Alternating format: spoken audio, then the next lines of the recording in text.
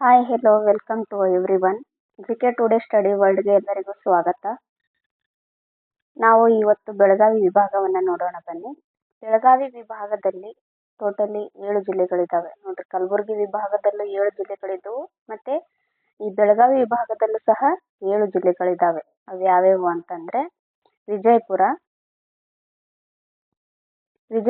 ಬಾಗಲಕೋಟೆ, ಬೆಳಗಾವಿ, ಧಾರವಾಡ, ಗದಗ, ಹಾವೇರಿ, ಉತ್ತರ ಕನ್ನಡ, ಆಮೇಲೆ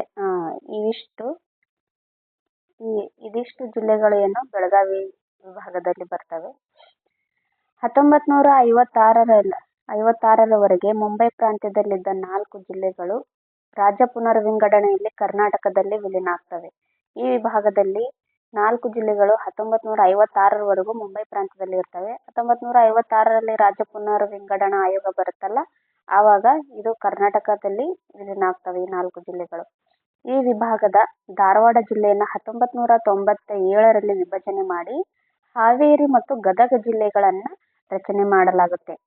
ಹಾಗೆ ಬಿಜಾಪುರ ಜಿಲ್ಲೆಯನ್ನು ವಿಭಜನೆ ಮಾಡಿ ಬಾಗಲಕೋಟೆ ಜಿಲ್ಲೆಯನ್ನು ಸಹ ರಚನೆ ಮಾಡ್ತಾರೆ.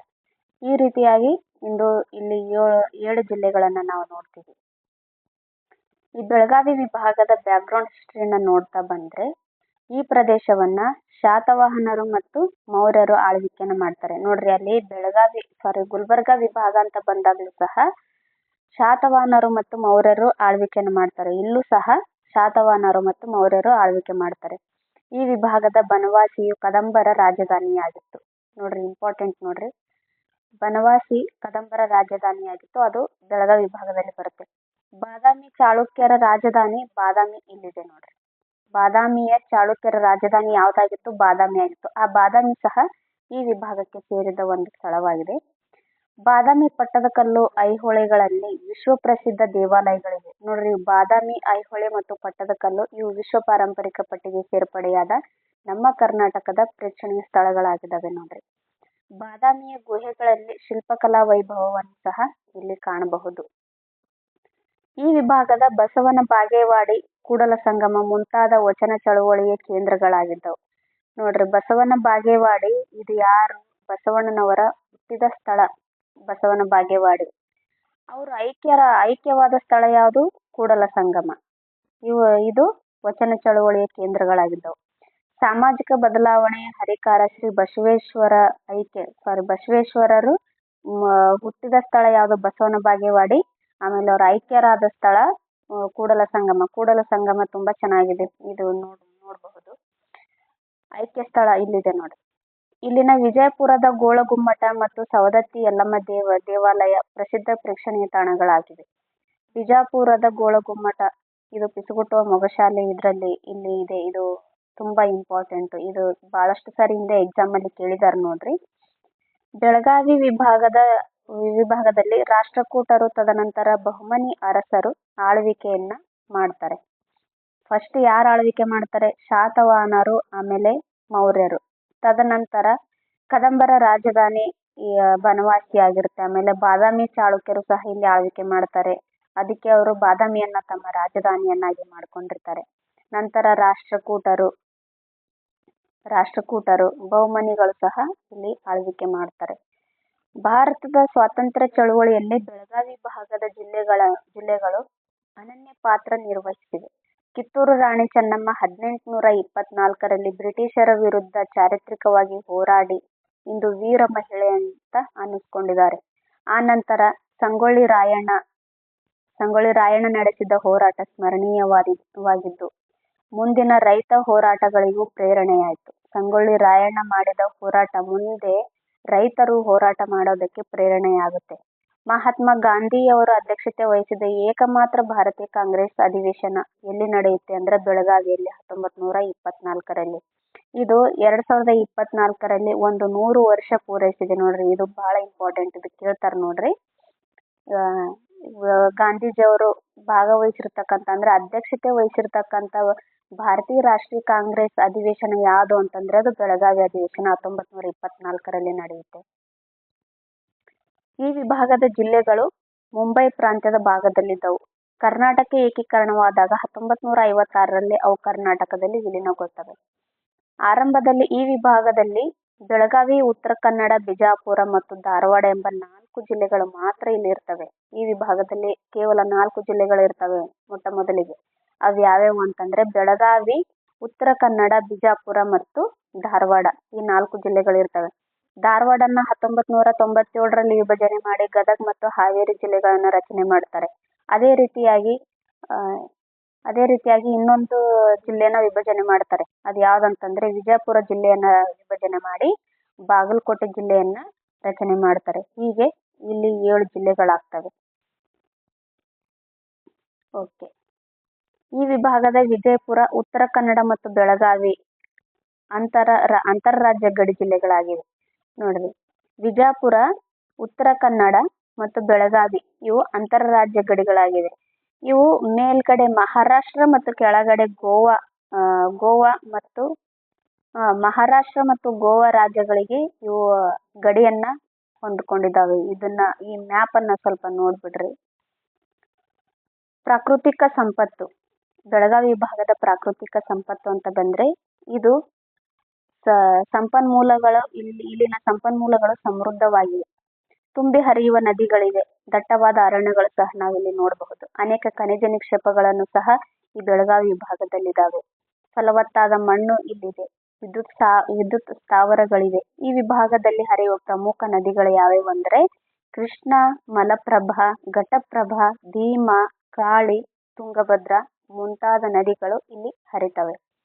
ಈ ನದಿಗಳು ಹರಿಯುವ ಪ್ರದೇಶಗಳಲ್ಲಿ ಅನೇಕ ಸುಂದರ ಜಲಪಾತಗಳಿವೆ. ನೋಡ್ರಿ, ಗೋಕಾಕ್ ಜಲಪಾತ ತುಂಬಾ ಆಕರ್ಷಣೀಯವಾಗಿದೆ. ಗೋಕಾಕ್ ಜಲಪಾತ ಇದು ತುಂಬಾ ಇಂಪಾರ್ಟೆಂಟು.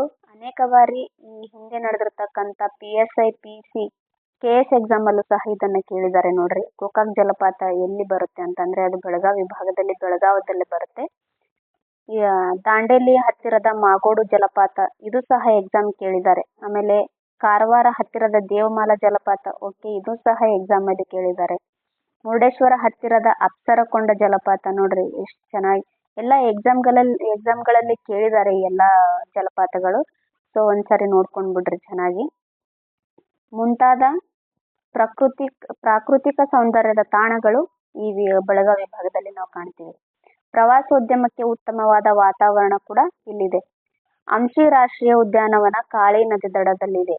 ನೋಡ್ರಿ, ಅಂಶಿ ರಾಷ್ಟ್ರೀಯ ಉದ್ಯಾನವನ ಕಾಳಿ ನದಿಯ ಮೂಲಕ ಈ ಕಾಳಿ ನದಿ ಆ ಅಂಶಿ ರಾಷ್ಟ್ರೀಯ ಉದ್ಯಾನವನದಲ್ಲಿ ಹರಿಯುತ್ತೆ, ಅದರ ದಡದಲ್ಲಿದೆ. ಇಲ್ಲಿರುವ ಮತ್ತೊಂದು ವನ್ಯಮೃಗಧಾಮ ಯಾವುದು ಅಂತಂದ್ರೆ ಅದೇ ದಾಂಡೇಲಿ ವನ್ಯಮೃಗಧಾಮ. ದಾಂಡೇಲಿ ವನ್ಯಮೃಗಧಾಮ ಮತ್ತು ಅಂಶಿ ರಾಷ್ಟ್ರೀಯ ಉದ್ಯಾನವನಗಳನ್ನ ನಾವಿಲ್ಲಿ ಕಾಣಬಹುದು. ಅತ್ತಿವೇರಿ ಪಕ್ಷಿಧಾಮ ಮತ್ತೊಂದು ಪ್ರಕೃತಿಯ ಸೌಂದರ್ಯ ತಾಣವಾಗಿದೆ. ನೋಡ್ರಿ, ಇಲ್ಲಿ ಯಾವೇ ಇಂಪಾರ್ಟೆಂಟ್ ಆಗಿದ್ದಾವೆ ಅಂತಂದ್ರೆ ಅಂಶಿ ರಾಷ್ಟ್ರೀಯ ಉದ್ಯಾನವನ, ಆಮೇಲೆ ದಾಂಡೇಲಿ ವನ್ಯಮೃಗಧಾಮ, ಆಮೇಲೆ ಅತ್ತಿವೇರಿ ಪಕ್ಷಿಧಾಮ, ಇವು ಬೆಳಗಾವಿ ವಿಭಾಗದಲ್ಲಿ ಕಾಣ್ತೀವಿ. ಈ ವಿಭಾಗದ ಬಾಗಲಕೋಟೆ ಜಿಲ್ಲೆಯಲ್ಲಿ ಕಬ್ಬಿಣದ ಅದಿರು ದೊರೆಯುತ್ತದೆ. ಬಾಗಲಕೋಟೆನಲ್ಲಿ ಕಬ್ಬಿಣದ ಅದಿರು ದೊರೆಯುತ್ತದೆ. ಮತ್ತೊಂದು ಇಲ್ಲಿ ದೊರೆಯುವ ಕಚ್ಚಾ ವಸ್ತುವೆಂದರೆ ಸುಣ್ಣದ ಕಲ್ಲು, ಆಮೇಲೆ ಕಬ್ಬಿಣದ ಅದಿರು ಎರಡು ಸಹ ಬಾಗಲಕೋಟೆ ಜಿಲ್ಲೆಯಲ್ಲಿ ನಾವು ಕಾಣಬಹುದು. ಈ ವಿಭಾಗದ ಜಿಲ್ಲೆಗಳಲ್ಲಿ ಬೆಣಚುಕಲ್ಲು ಅಪಾರವಾಗಿ ದೊರೆಯುತ್ತವೆ. ಇಳಕಲ್ ಭಾಗದಲ್ಲಿ ಗ್ರಾನೈಟಿನ ಅಪಾರ ನಿಕ್ಷೇಪವಿದೆ. ನೋಡ್ರಿ, ಇಳಕಲ್ನಲ್ಲಿ ಗ್ರಾನೈಟಿನ ಅಪಾರ ನಿಕ್ಷೇಪವಿದೆ. ಹಾಗೆ ಇನ್ನೊಂದು ಸಹ ಈ ಇಳಕಲ್ ಪ್ರಸಿದ್ಧವಾಗಿದೆ. ಯಾವುದಕ್ಕೆ ಅಂತಂದ್ರೆ ಇಳಕಲ್ ಸೀರೆ ಅಂತ ಬರುತ್ತೆ. ಇದ ಹಿಂದೆ PSI ಎಕ್ಸಾಮ್ಗಳಲ್ಲಿ ಮತ್ತು KS ಎಕ್ಸಾಮ್ಗಳಲ್ಲಿ ಕೇಳಿದಾರೆ. ನೋಡ್ರಿ, ಇಳಕಲ್ ಇದು ಯಾವುದಕ್ಕೆ ಪ್ರಸಿದ್ಧಿಯಾಗಿದೆ ಅಂತಂದ್ರೆ ಸೀರೆಗೆ ಪ್ರಸಿದ್ಧಿಯಾಗಿದೆ. ನೋಡ್ರಿ, ಇಲ್ಲಿಂದ ಗ್ರಾನೈಟ್ ಕಲ್ಲುಗಳನ್ನು ಸಹ ರಫ್ತು ಮಾಡಲಾಗುತ್ತದೆ. ಈ ಭಾಗದ ಅರಣ್ಯಗಳು ಮತ್ತೆ ವನ್ಯಧಾಮಗಳು ನೋಡ್ತಾ ಬಂದ್ರೆ ಬೆಳಗಾವಿ ಜಿಲ್ಲೆ, ಉತ್ತರ ಕನ್ನಡ ಜಿಲ್ಲೆ, ಧಾರವಾಡ ಜಿಲ್ಲೆಗಳಲ್ಲಿ ದಟ್ಟವಾದ ಅರಣ್ಯವಿದೆ. ಯಾಕಂದ್ರೆ ಇದು ಮಲೆನಾಡು ಪ್ರದೇಶ ಆಗಿರುವುದರಿಂದ ಇಲ್ಲಿ ದಟ್ಟವಾದ ಅರಣ್ಯಗಳನ್ನ ನಾವಿಲ್ಲಿ ಕಾಣಬಹುದು. ನಿತ್ಯ ಹರಿದ್ವರ್ಣ ಕಾಡುಗಳು ಇಲ್ಲಿದ್ದಾವೆ. ಆಮೇಲೆ ಉಷ್ಣವಲಯದ ದಟ್ಟವಾದ ಬಹುಹಂತ ಕಾಡುಗಳನ್ನು ಮತ್ತು ವರ್ಷಪೂರ್ತಿ ಹಸಿರಾಗಿರುವ ಕಾಡುಗಳನ್ನು ನಿತ್ಯ ಹರಿದ್ವರ್ಣ ಕಾಡುಗಳೆಂದು ಕರೆಯುತ್ತಾರೆ. ನೋಡ್ರಿ, ಎಕ್ಸಾಮ್ಗಳಲ್ಲಿ ಕೇಳ್ತಾರೆ. ಇದು GPSTR ಡಿಸ್ಕ್ರಿಪ್ಟಿವ್ ರೈಟಿಂಗ್ ಇರುತ್ತಲ್ಲ ಎಕ್ಸಾಮು, ಅದರಲ್ಲಿ ಕೇಳ್ತಾರೆ ನಿತ್ಯ ಹರಿದ್ವರ್ಣ ಕಾಡುಗಳು ಅಂದ್ರೆ ಯಾವುವು ಅಂತ ಕೇಳ್ತಾರೆ. ಆಗ ಈ ಆನ್ಸರ್ನ ಬರೀಬೇಕು. ಉಷ್ಣವಲಯದ ದಟ್ಟವಾದ ಬಹು ಹಂತದ ಕಾಡುಗಳನ್ನು ಮತ್ತು ವರ್ಷ ಪೂರ್ತಿ ಹಸಿರಾಗಿರುವ ಕಾಡುಗಳನ್ನು ನಿತ್ಯ ಹರಿದ್ವರ್ಣ ಕಾಡುಗಳೆಂದು ಕರೆಯುತ್ತಾರೆ. ಇದನ್ನ ಬರೆದ್ಬಿಟ್ಟು ಈ ಕಾಡುಗಳು ನಾವು ಎಲ್ಲೆಲ್ಲಿ ಕಾಣ್ತೀವಿ ಅಂತಂದ್ರೆ ಮುಖ್ಯವಾಗಿ ಬೆಳಗಾವಿ ಭಾಗದಲ್ಲಿ ಬರ್ತಕ್ಕಂಥ ಬೆಳಗಾವಿ ಜಿಲ್ಲೆ, ಉತ್ತರ ಕನ್ನಡ ಜಿಲ್ಲೆ, ಧಾರವಾಡ ಜಿಲ್ಲೆಗಳಲ್ಲಿ ಈ ನಿತ್ಯ ಹರಿದ್ವರ್ಣ ಕಾಡುಗಳನ್ನ ನಾವು ಕಾಣಬಹುದು ಅಂತ ಉದಾಹರಣೆ ಹಾಕಿ ಬರೀರಿ, ಚೆನ್ನಾಗಿ ಮಾರ್ಕ್ಸ್ ಕೊಡ್ತಾರೆ.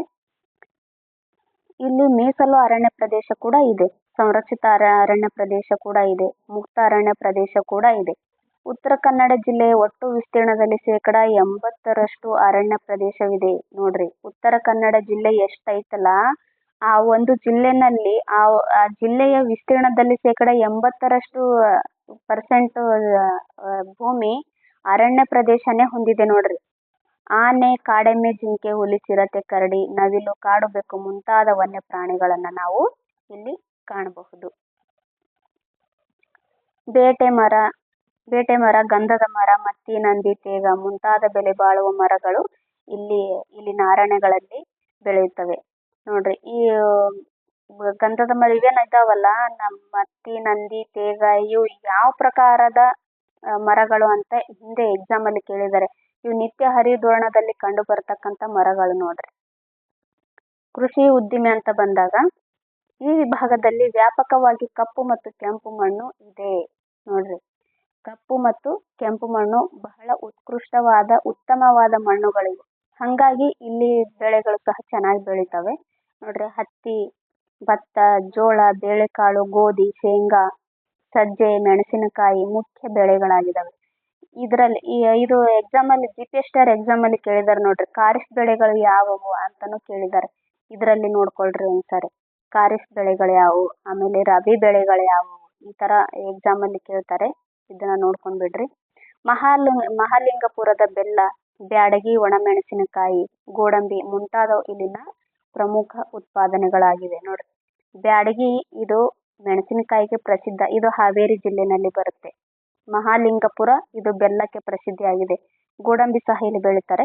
ಮಲಪ್ರಭಾ ನೀರಾವರಿ ಯೋಜನೆಯನ್ನ ನವಿಲು ತೀರ್ಥ ಅಂತ ಕರೀತಾರೆ. ಇಲ್ಲಿ ನೋಡ್ರಿ, ಮಲಪ್ರಭಾ ನೀರಾವರಿ ಯೋಜನೆ ಬ್ರಾಕೆಟ್ ಅಲ್ಲಿ ನವಿಲು ತೀರ್ಥ ಅಂತ ಕೊಟ್ಟಿದ್ದಾರೆ ಅಂತಂದ್ರೆ ನವಿಲು ತೀರ್ಥ ನೀರಾವರಿ ಯೋಜನೆ ಅಂತ ಸಹ ಕರೀತಾರೆ. ಕೃಷ್ಣಾ ಮೇಲ್ದಂಡೆ ಯೋಜನೆ, ಇದಕ್ಕೆ ಆಲಮಟ್ಟಿ ಮತ್ತು ನಾರಾಯಣಪುರ ಈ ಕೃಷ್ಣಾ ಮೇಲ್ದಂಡೆ ಯೋಜನೆಯನ್ನ ಆಲಮಟ್ಟಿ ಡ್ಯಾಮ್ ಅಥವಾ ನಾರಾಯಣಪುರ ಡ್ಯಾಮ್ ಅಂತಾನು ಕರೀತಾರೆ. ಮುಖ್ಯ ನೀರಾವರಿ ಯೋಜನೆಗಳಾಗಿದೆ ಈ ಎರಡು. ಕಾಳಿ, ವರದಾ, ಶರಾವತಿ, ದೋಣಿ, ಭೀಮಾ ಮುಂತಾದವು ಇಲ್ಲಿನ ಪ್ರಮುಖ ನದಿಗಳಾಗಿದ್ದಾವೆ. ನೋಡ್ರಿ, ನದಿಗಳು ನೋಡ್ಕೊಂಡಿವಲ್ಲ. ನೆಕ್ಸ್ಟ್, ಮೀನುಗಾರಿಕೆ ಉತ್ತರ ಕನ್ನಡ ಜಿಲ್ಲೆಯ ಮುಖ್ಯ ಉದ್ಯೋಗವಾಗಿದೆ. ಉತ್ತರ ಕನ್ನಡ ಜಿಲ್ಲೆನಲ್ಲಿ ಸಮುದ್ರ ತೀರದ ಜಿಲ್ಲೆ ಆಗಿರೋದ್ರಿಂದ ಅಲ್ಲಿ ಕಾಮನ್ ಆಗಿ ಮೀನು ಉತ್ಪಾದನೆನೇ ಮುಖ್ಯ ಉದ್ಯೋಗ ಆಗಿರುತ್ತೆ. ಅಲ್ಲಿ ಅನೇಕ ಮೀನು ಸಂಸ್ಕರಣಾ ಘಟಕಗಳಿವೆ. ಗೋಡಂಬಿ ಮತ್ತೊಂದು ಕೃಷಿ ಉತ್ಪನ್ನ ಸಹ ಅಲ್ಲಿ ಆಗಿದೆ. ಗೋಡಂಬಿ ಸಂಸ್ಕರಣಾ ಘಟಕಗಳು ಸಹ ಅಲ್ಲಿದ್ದಾವೆ. ಉತ್ತರ ಕನ್ನಡ ಜಿಲ್ಲೆಯಲ್ಲಿ ಕದ್ರಾ, ಸೂಫಾ, ಕೊಡಸಳ್ಳಿ, ನಾಗಜರಿ ಮತ್ತು ಕೈಗಾ ವಿದ್ಯುತ್ ಸ್ಥಾವರ ಉತ್ಪಾದನಾ ಕೇಂದ್ರಗಳಾಗಿದೆ. ನೋಡ್ರಿ, ಇಂಪಾರ್ಟೆಂಟು. ಉತ್ತರ ಕನ್ನಡ ಜಿಲ್ಲೆಯಲ್ಲಿ ಕದ್ರಾ, ಸೂಫಾ, ಕೊಡಸಳ್ಳಿ, ನಾಗಜರಿ, ಕೈಗಾ ಈ ವಿದ್ಯುತ್ ಉತ್ಪಾದನಾ ಕೇಂದ್ರಗಳು ಇಲ್ಲಿದ್ದಾವೆ. ನೋಡ್ರಿ, ಹಿಂದೆ ಎಕ್ಸಾಮ್ ಅಲ್ಲಿ ಕದ್ರಾ ಮತ್ತೆ ಸೂಫಾ, ಕೈಗಾ ಈ ಮೂರು ಬಹಳಷ್ಟು ಸಾರಿ ಎಕ್ಸಾಮ್ ಅಲ್ಲಿ ಕೇಳಿದ್ದಾರೆ. ಅಂದ್ರೆ PSI ಆಗಿರ್ಬೋದು, PC ಆಗಿರ್ಬೋದು, KS, TET ಎಕ್ಸಾಮ್ ಅಲ್ಲೂ ಸಹ ಕೇಳಿದ್ದಾರೆ. ನೋಡ್ರಿ, ಇವು ಇಂಪಾರ್ಟೆಂಟ್ ನೋಡ್ರಿ ಚೆನ್ನಾಗಿ. ಕದ್ರಾ, ಸೂಫಾ, ಕೊಡಸಳ್ಳಿ, ನಾಗಜರಿ ಮತ್ತು ಕೈಗಾ ವಿದ್ಯುತ್ ಉತ್ಪಾದನಾ ಕೇಂದ್ರಗಳು ನಾವೆಲ್ಲಿ ಕಾಣ್ತೀವಿ ಅಂತಂದ್ರೆ ಅದು ಉತ್ತರ ಕನ್ನಡ ಜಿಲ್ಲೆಯಲ್ಲಿ. ನೆಕ್ಸ್ಟ್ ಬಂದು ಅಡಿಕೆ, ಕಬ್ಬು, ಹತ್ತಿ, ಸಾಂಬಾರು ಪದಾರ್ಥಗಳು ಇಲ್ಲಿನ ಮುಖ್ಯ ವಾಣಿಜ್ಯ ಬೆಳೆಗಳಾಗಿದ್ದಾವೆ. ನೋಡ್ರಿ, ವಿಜಯಪುರ ಮತ್ತು ಬಾಗಲಕೋಟೆ ಜಿಲ್ಲೆಗಳು ತೋಟಗಾರಿಕೆಗೆ ಪ್ರಸಿದ್ಧಿಯಾಗಿದ್ದಾವೆ. ಇಲ್ಲಿ ದ್ರಾಕ್ಷಿ ಆಮೇಲೆ ನಿಂಬೆ ಹಣ್ಣು ಬಹಳ ಪ್ರಸಿದ್ಧಿಯಾಗಿದ್ದಾವೆ. ನೋಡ್ಕೊಳ್ರಿ ಒಂದ್ಸರ. ಅಲ್ಲಿನ ಹವಾಮಾನ ಮತ್ತು ಮಣ್ಣಿನ ಗುಣ ಹಣ್ಣಿನ ಬೆಳವಣಿಗೆಗೆ ಸೂಕ್ತವಾಗಿದೆ. ಈ ಜಿಲ್ಲೆಗಳಲ್ಲಿ ದ್ರಾಕ್ಷಿಯನ್ನು ಯಥೇಚ್ಛವಾಗಿ ಬೆಳೆಯಲಾಗುತ್ತದೆ. ನೋಡ್ರಿ, ದ್ರಾಕ್ಷಿ ಸಂಸ್ಕರಣಾ ಘಟಕ ಕೂಡ ಇಲ್ಲಿದೆ. ಬಿಜಾಪುರದಲ್ಲಿ ಮೇಬಿ ಬಾಗಲಕೋಟೆನಲ್ಲ ಅನ್ಕೊಂತೀನಿ. ಈ ದ್ರಾಕ್ಷಿ ಸಂಸ್ಕರಣಾ ಘಟಕ ಇಲ್ಲಿದೆ. ದಾಳಿಂಬೆ, ಲಿಂಬೆ, ಸಪೋಟ, ಮೋಸಂಬಿ ಮುಂತಾದ ಹಣ್ಣಿನ ಬೆಳೆಗಳನ್ನು ಇಲ್ಲಿ ಬೆಳೆಯುತ್ತಾರೆ. ಹಾವೇರಿ ಜಿಲ್ಲೆಯು ಸುಧಾರಿತ ಬೀಜವನ್ನು ಉತ್ಪಾದಿಸುವ ಪ್ರಮುಖ ಕೇಂದ್ರವಾಗಿದೆ. ನೋಡ್ರಿ, ಸುಧಾರಿತ ಬೀಜವನ್ನು ಉತ್ಪಾದಿಸುವ ಪ್ರಮುಖ ಕೇಂದ್ರ ಯಾವುದು ಅಂತ ಕೇಳಿದಾಗ ಹಾವೇರಿ ಅಂತ ನಿಮಗೆ ಗೊತ್ತಿರಬೇಕು. ಇಲ್ಲಿನ ಅನೇಕ ರಾಷ್ಟ್ರೀಯ ಬೀಜ ಉತ್ಪಾದನಾ ಕೇಂದ್ರಗಳಿವೆ. ಗುಳೇದ ಗುಡ್ಡವು ರವಿಕೆ ಕಣದ ಉತ್ಪಾದನೆಗೆ ಹೆಸರುವಾಸಿಯಾಗಿದೆ. ಗುಳೇದ ಗುಡ್ಡ ಯಾವುದಕ್ಕೆ ಹೆಸರುವಾಸಿಯಾಗಿದೆ ಅಂದ್ರೆ ರವಿಕೆ ಕಣದ ಉತ್ಪಾದನೆಗೆ ಹೆಸರುವಾಸಿಯಾಗಿದೆ. ಕೈಗಾರಿಕೆಯಲ್ಲಿ ಹುಬ್ಬಳ್ಳಿ, ಬೆಳಗಾವಿ, ಬಾಗಲಕೋಟೆ, ಗದಗ, ಹಾವೇರಿ ಪ್ರಮುಖ ಕೇಂದ್ರಗಳಾಗಿ ಬೆಳೆಯುತ್ತಿವೆ. ಇಳಕಲ್ನಲ್ಲಿ ಅನೇಕ ಗ್ರಾನೈಟ್ ಕಲ್ಲು ಸಂಸ್ಕರಣಾ ಘಟಕಗಳು ಸಹ ಇಲ್ಲಿದಾವೆ. ನೋಡ್ರಿ, ಇಳಕಲ್ ಅಂತ ಬಂದಾಗ ಗ್ರಾನೈಟ್ ಕಲ್ಲುಗಳು ಸಿಗ್ತವೆ. ಆಮೇಲೆ ಇಳಕಲ್ ಸೀರೆಗೂ ಸಹ ಇದು ಪ್ರಸಿದ್ಧಿಯಾಗಿದೆ. ಬೆಳಗಾವಿ ಭಾಗದ ಕಲೆ, ಸಾಹಿತ್ಯ ಮತ್ತು ಸಂಗೀತ, ಜಾನಪದ ನಾಟಕವನ್ನ ನೋಡೋಣ ಬನ್ನಿ. ಈ ಭಾಗದ ಜಿಲ್ಲೆಗಳು ವಿವಿಧ ಬಗೆಯ ಲಲಿತ ಕಲೆಗಳಿಗೆ ಪ್ರಸಿದ್ಧವಾಗಿದ್ದಾವೆ. ಧಾರವಾಡವು ರಾಷ್ಟ್ರೀಯ ಮತ್ತು ಅಂತಾರಾಷ್ಟ್ರೀಯ ಹಿಂದೂಸ್ತಾನಿ ಸಂಗೀತಗಾರರ ತವರೂರಾಗಿದೆ. ನೋಡ್ರಿ, ರಾಷ್ಟ್ರೀಯ ಮತ್ತು ಅಂತಾರಾಷ್ಟ್ರೀಯ ಮಟ್ಟದಲ್ಲಿ ಇಲ್ಲಿ ಹಿಂದೂಸ್ತಾನಿ ಸಂಗೀತಗಾರರು ಇಲ್ಲಿದ್ದಾರೆ. ಭಾರತ ರತ್ನ ಪಂಜೆ ಭೀಮಸೇನ್ ಜೋಶಿ, ಪಂಜೆ ಮಲ್ಲಿಕಾರ್ಜುನ ಮನ್ಸೂರ್, ಬಾಲೆ ಖಾನ್ ಇವರು ಸಿತಾರ್ ವಾದಕರಾಗಿದ್ದಾರೆ. ವಿದುಷಿ ಗಂಗೂಬಾಯಿ ಹಾನಗಲ್, ಪಂಜೆ ವೆಂಕಟೇಶ್ ಕುಮಾರ್, ಪಂಜೆ ಬಸವರಾಜ್ ರಾಜಗುರು, ಏಳಿಗೆ ಬಾಳಪ್ಪ, ಅಪ್ಪಲಾಲ್ ಜಮಖಂಡಿ ಮುಂತಾದವರು ಸಹ ಸಂಗೀತ ವಿದ್ವಾಂಸರು ಆಗಿದ್ದಾರೆ. ಇವರು ಧಾರವಾಡ ಜಿಲ್ಲೆಯಲ್ಲಿ ನಾವು ಕಾಣ್ತೀವಿ. ಭಾರತ ರತ್ನ ಪಂಜೆ ಭೀಮಸೇನ್ ಜೋಶಿ ಹಾಗೂ ಮಲ್ಲಿಕಾರ್ಜುನ ಮನ್ಸೂರಿ ಇವರನ್ನ ಸಾಕಷ್ಟು ಬಾರಿ ಹಿಂದೆ ಎಕ್ಸಾಮ್ ಅಲ್ಲಿ ಕೇಳಿದಾರೆ. ನೋಡ್ರಿ, ಇದು ಇಂಪಾರ್ಟೆಂಟ್, ನೋಡ್ಕೊಳ್ರಿ. ನೆಕ್ಸ್ಟ್ ಬಂದು ನೋಡ್ರಿ, ಇಲ್ಲಿ ಎಲ್ಲಾರನ್ನ ಕೊಟ್ಟಿದ್ದಾರೆ ನೋಡ್ರಿ. ಕುಮಾರವ್ಯಾಸರಿದ್ದಾರೆ, ಕನಕದಾಸರಿದ್ದಾರೆ, ಆಮೇಲೆ ಚಂದ್ರಶೇಖರ್ ಕಂಬಾರ್ ಇದ್ದಾರೆ, ಫರ್ಡಿನೆಂಡ್ ಕಿಟೆಲ್ ಇದ್ದಾರೆ. ಕನ್ನಡದ ನಿಘಂಟನ್ನ ಬರೆದಿರ್ತಕ್ಕಂಥ ಬರ್ದಿರೋ ವ್ಯಕ್ತಿ ಇವರು ಫರ್ಡಿನೆಂಡ್ ಕಿಟೆಲ್ ಇವರು. ಆಮೇಲೆ ದರಾ ಬೇಂದ್ರೆ ಇದ್ದಾರೆ, DC ಪಾವಟೆ ಇದ್ದಾರೆ, ಮೋಹರೆ ಹನುಮಂತರಾವ್ ಇದ್ದಾರೆ, ದಿನಕರ್ ದೇಸಾಯಿ ಕೂಡ ಇದ್ದಾರೆ. ಮಧ್ಯಯುಗದಲ್ಲಿ ಅನೇಕ ಪ್ರಮುಖ ಕನ್ನಡ ಕಾವ್ಯಗಳನ್ನು ರಚಿಸಿದ ರನ್ನ, ನಾಗಚಂದ್ರ, ನಯಸೇನ, ಕುಮಾರವ್ಯಾಸ, ಚಾಮರಸ, ಬಸವಣ್ಣ, ಕನಕದಾಸ, ಶಿಶುನಾಳ ಶರೀಫ ಮುಂತಾದವರು ಬೆಳಗಾವಿ ಭಾಗದ ವಿವಿಧ ಪ್ರದೇಶಗಳಿಗೆ ಸೇರಿದವರಾಗಿದ್ದಾರೆ. ನೋಡ್ರಿ, ಶಿಶುನಾಳ ಶರೀಫರು ತುಂಬಾ ಮುಖ್ಯವಾಗಿದ್ದಾರೆ. ಆಮೇಲೆ ಕುಮಾರವ್ಯಾಸರು ಸಹ ಮುಖ್ಯವಾಗಿದ್ದಾರೆ, ಚಾಮರಸರು ಸಹ ಮುಖ್ಯವಾಗಿದ್ದಾರೆ, ನಾಗಚಂದ್ರ, ಈ ಎಲ್ಲರೂ ಮುಖ್ಯ ವ್ಯಕ್ತಿಗಳಾಗಿದ್ದಾರೆ. ನೋಡ್ರಿ, ವಚನ ಪಿತಾಮಹ ಯಾರು ಅಂತಂದ್ರೆ ಡಾಕ್ಟರ್ ಫಗು ಹಳಕಟ್ಟಿಯವರು. ಇವರು ವಚನದ ಪಿತಾಮಹರಾಗಿದ್ದಾರೆ.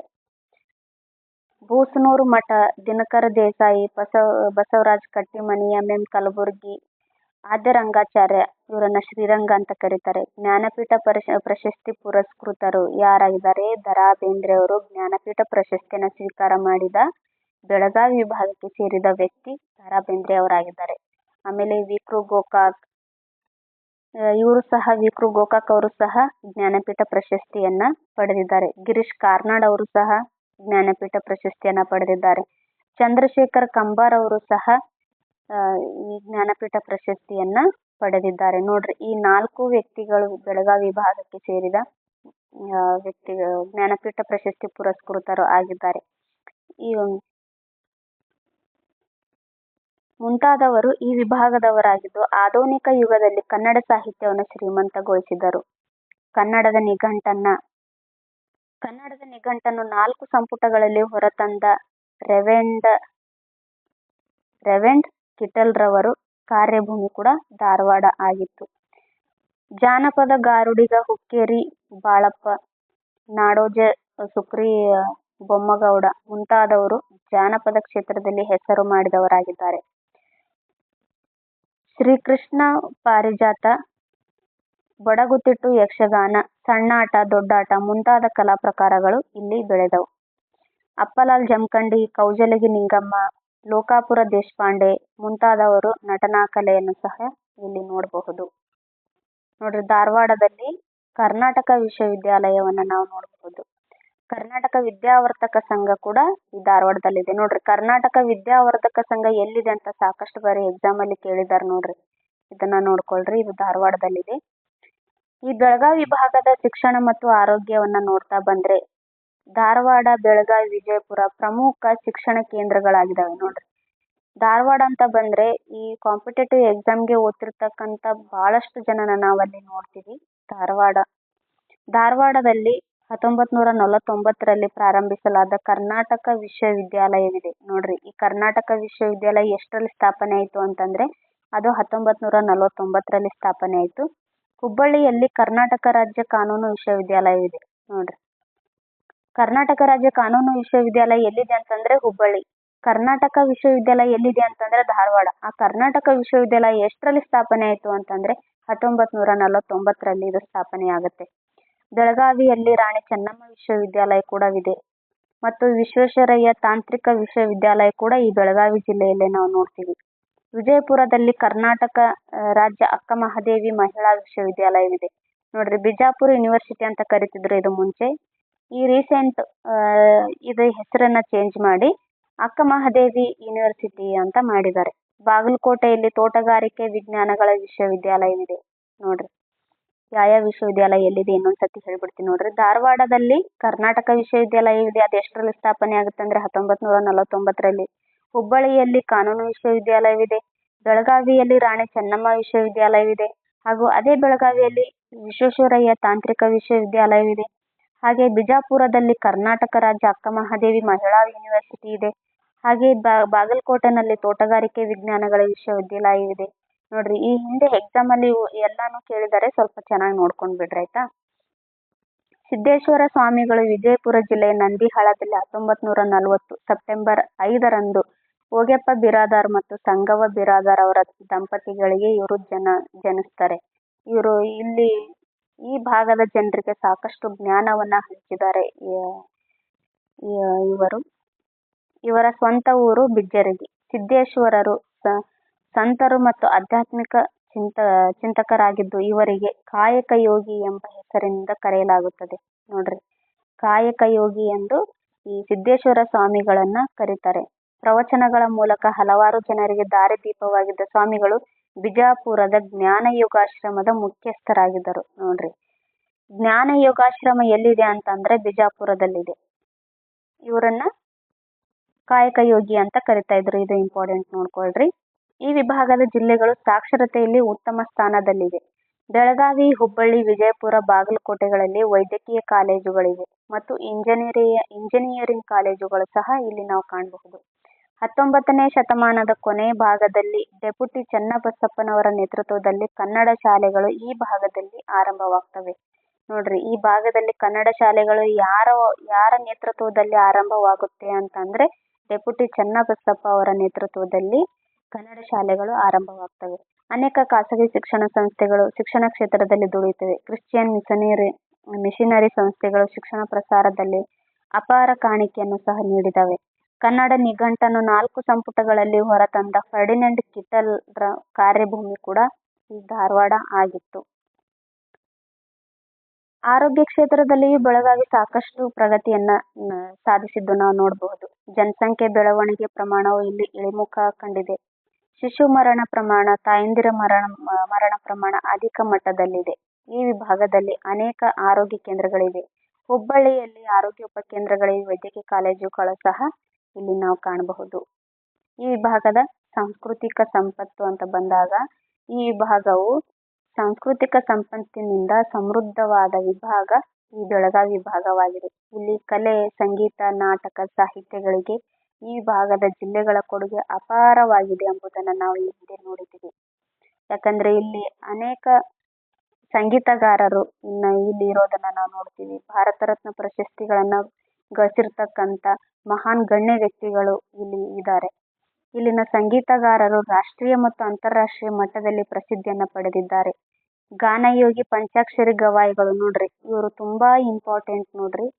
ಸಾಕಷ್ಟು ಅಂಧ ಮಕ್ಕಳಿಗೆ ಇವರು ಆಶ್ರಯವನ್ನ ನೀಡಿ ಅವರಿಗೆ ಸಂಗೀತವನ್ನ ಕಲಿಸಿ ಅವರಿಗೆ ದಾರಿದೀಪ ಆಗಿದ್ದಾರೆ ಈ ಪಂಚಾಕ್ಷರಿ ಗವಾಯಿಗಳು. ಅಂಥ ಮಕ್ಕಳಿಗೆ ಆಶ್ರಯ ನೀಡಿ ಸಂಗೀತ ಕಲಿಕೆಗೆ ಪ್ರೋತ್ಸಾಹ ಕೂಡ ಇವರು ನೀಡಿದ್ದಾರೆ. ಹುಬ್ಬಳ್ಳಿಯನ್ನು ಕರ್ನಾಟಕದ ವಾಣಿಜ್ಯ ಕೇಂದ್ರ ಎಂದು ಕರೆಯುತ್ತಾರೆ ನೋಡ್ರಿ. ಹುಬ್ಬಳ್ಳಿಯನ್ನ ಕರ್ನಾಟಕದ ವಾಣಿಜ್ಯ ಕೇಂದ್ರ ಅಂತ ಕರೀತಾರೆ. ಬ್ಯಾಡಗಿ, ಮಹಾಲಿಂಗಪುರ ನೋಡ್ರಿ. ಬ್ಯಾಡಗಿ ಮೆಣಸಿನಕಾಯಿಗೆ ಪ್ರಸಿದ್ಧಿಯಾಗಿತ್ತು. ಮಹಾಲಿಂಗಪುರ ಬೆಲ್ಲಕ್ಕೆ ಪ್ರಸಿದ್ಧಿಯಾಗಿತ್ತು.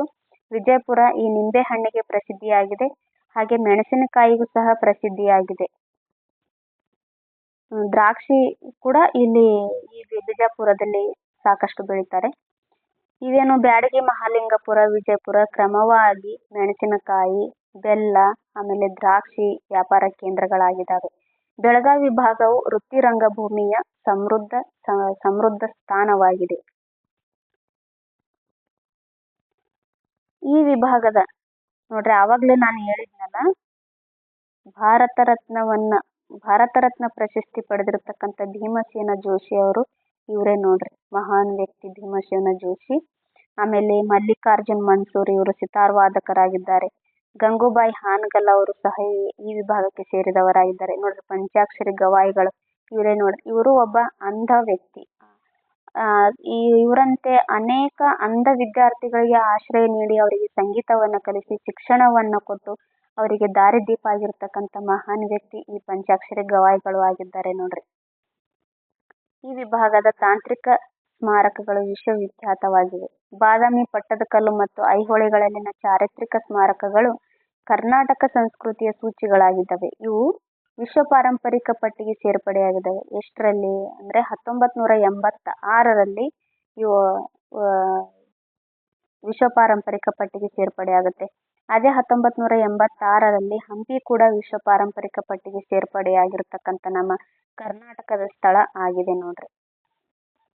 ಪ್ರವಾಸೋದ್ಯಮವು ತೀವ್ರಗತಿಯಲ್ಲಿ ಬೆಳೆಯುತ್ತದೆ. ಉತ್ತರ ಕನ್ನಡ ಜಿಲ್ಲೆ ಕಾರವಾರದ ಬಳಿಯ INS ಕದಂಬ ರಕ್ಷಣಾ ಕ್ಷೇತ್ರದ ಪ್ರಮುಖ ನೌಕಾನೆಲೆಯಾಗಿ ಬೆಳೆಯುತ್ತಿದೆ. ನೋಡ್ರಿ, ಇದು ತುಂಬಾ ಇಂಪಾರ್ಟೆಂಟ್, ಸಾಕಷ್ಟು ಬಾರಿ ಎಕ್ಸಾಮ್ ಅಲ್ಲಿ ಕೇಳಿದ್ದಾರೆ.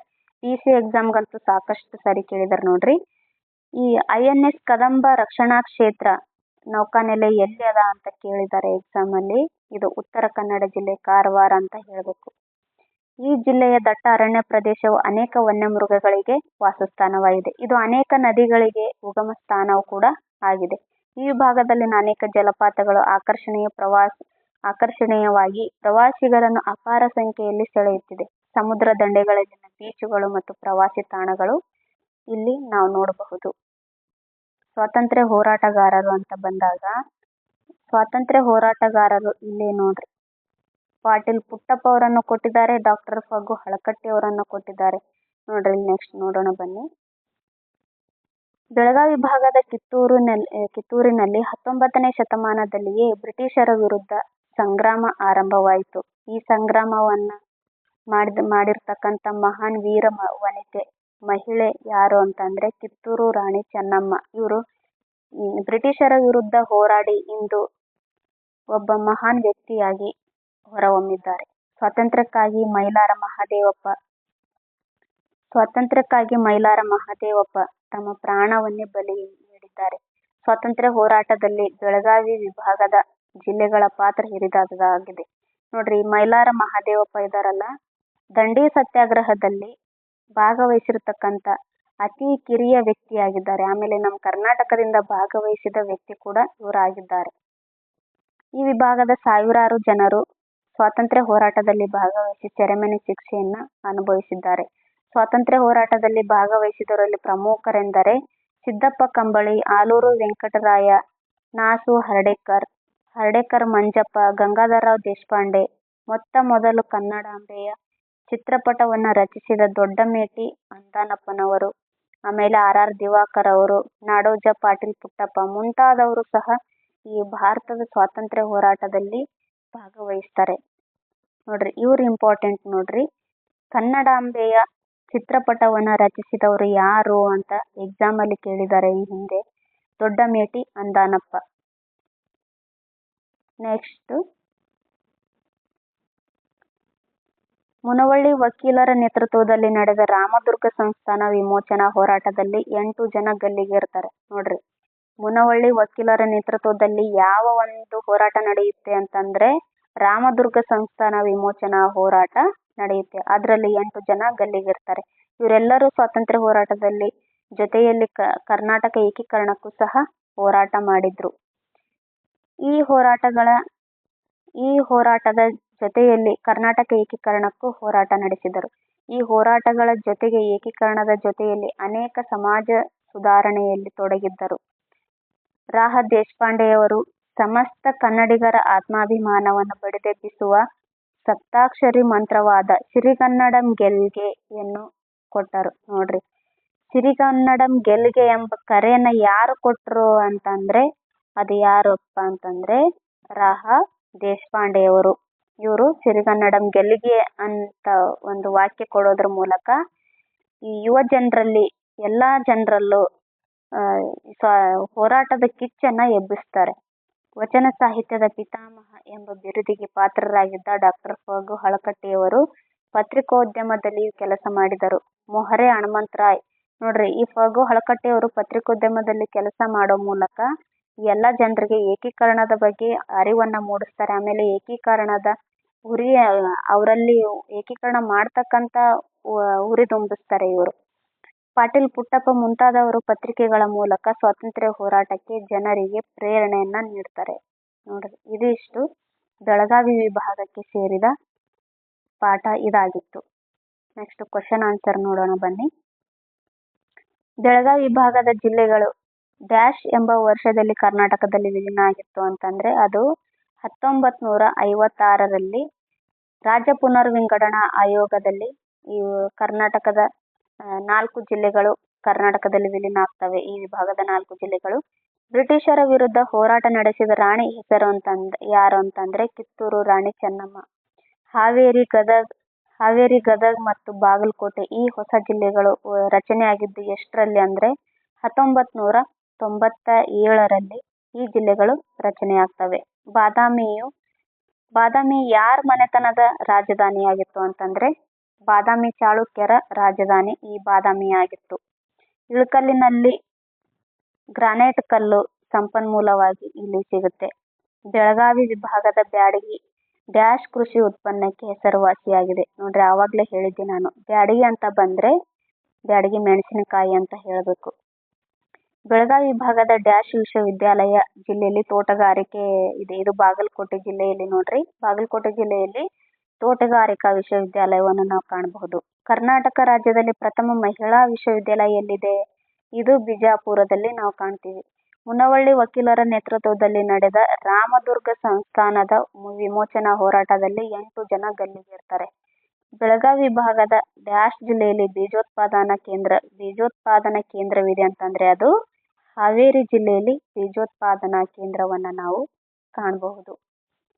ಇದಿಷ್ಟು ಬೆಳಗಾವಿ ವಿಭಾಗಕ್ಕೆ ಸೇರಿದ್ದಾಗಿತ್ತು. ಈ ಎಲ್ಲ ಕ್ವಶನ್ಗಳನ್ನ ನಾನು ಒಂದು ಸಪ್ರೇಟ್ ಆಗಿ ಒಂದು ಕ್ಲಾಸ್ ಮಾಡ್ತೀನಿ. ಈ ಹಿಂದೆ ಎಷ್ಟು ಕ್ಲಾಸ್ ಮಾಡಿದ್ದೀನಲ್ಲ ಅದಕ್ಕೆಲ್ಲ ಆ ಎಲ್ಲ ಪಾಠದ ಕ್ವಶನ್ಸ್, ಈ ಪಾಠದ ಕ್ವಶನ್ಸ್, ಇನ್ನು ಎಕ್ಸ್ಟ್ರಾ ಕೆಲವೊಂದಿಷ್ಟು ಇಂಪಾರ್ಟೆಂಟ್ ಕ್ವಶನ್ಸ್ ಅನ್ನ ನಾನು ತಗೊಂಡು ಒಂದಿನ ಕ್ಲಾಸ್ ಮಾಡ್ತೀನಿ. ಅದು GPS ಸ್ಟಾರ್ಗೆ ಹೆಲ್ಪ್ ಆಗೋ ತರ ನಾನು ಒಂದು ಕ್ಲಾಸ್ ಮಾಡ್ತೀನಿ. ಓಕೆ, ಇದಿಷ್ಟು ನನ್ನ ಕ್ಲಾಸ್ ಆಗಿತ್ತು. ಈ ಕ್ಲಾಸ್ ಯಾರಿಗೆಲ್ಲ ಇಷ್ಟ ಆಗಿದೆ ಅವರು ಒಂದು ಲೈಕ್ ಬಟನ್ ಅನ್ನ ಒಂದು ಲೈಕ್ ಮಾಡ್ರಿ. ಆಮೇಲೆ ಚೆನ್ನಾಗಿತ್ತು ಅಂತಂದ್ರೆ ಕಮೆಂಟ್ ಮಾಡಿ, ಚೆನ್ನಾಗಿರ್ಲಿಲ್ಲ ಅಂದ್ರೆ ಇದರಲ್ಲಿ ಇನ್ನೂ ಇಷ್ಟೆಲ್ಲ ಚೇಂಜಸ್ ಮಾಡಬೇಕು ಅಂತ ಕಮೆಂಟ್ ಮಾಡ್ರಿ. ಹಾಗೆ ಇನ್ನು ಯಾರೆಲ್ಲ ನನ್ನ ಚಾನೆಲನ್ನು ಸಬ್ಸ್ಕ್ರೈಬ್ ಮಾಡ್ಕೊಂಡಿಲ್ವೋ ದಯವಿಟ್ಟು ನನ್ನ ಚಾನೆಲನ್ನು ಸಬ್ಸ್ಕ್ರೈಬ್ ಮಾಡ್ಕೊಳ್ಳಿ. ಪಕ್ಕದಲ್ಲಿರೋ ಬೆಲ್ ಬಟನ್ ಅನ್ನ ಒತ್ತೋದ್ರ ಮೂಲಕ ನನ್ನ ಚಾನೆಲ್ಗೆ ಸಹಕಾರ ನೀಡಿ. ಈ ವಿಡಿಯೋ ನೋಡಿದ್ದಕ್ಕೆ ಧನ್ಯವಾದಗಳು. Thank you. ಸಿಗೋಣ ನೆಕ್ಸ್ಟ್ ಕ್ಲಾಸಲ್ಲಿ.